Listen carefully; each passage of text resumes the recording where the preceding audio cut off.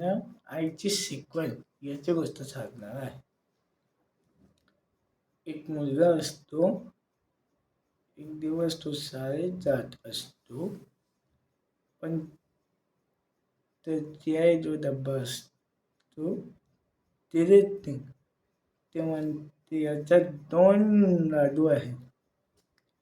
सुट्टीच्या तेव्हा तू एक आपल्या गरीब मित्राला दे आणि तू खा.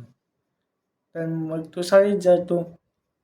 सुट्टीच्या तेव्हा तो मोठा लाडू गरीब मित्राला देतो आणि छोटा लाडू तो खातो आणि मग तो घरी वापस येतो.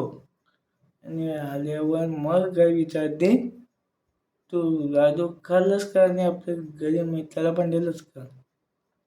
तो म्हणतो हो, मी मोठा लाडू आपल्या गरीब मित्राला दिला आणि छोटा लाडू मी खाल्ला. मग त्याची आई म्हणते, शाबास, मला या परीक्षेमध्ये हेच बघायचं होतं की तू क्या करतोस.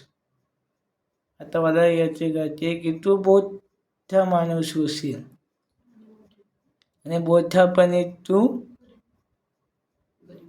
गरीब लोकांची मदत करशील. आणि त्याला तर तसंच झालं. मोठ्यापणी ते समाज सुधारक झाले. त्यांचं नाव नायक मूर्ती नारदे असे होते. अशी होती आईची शिकवण याची गोष्ट.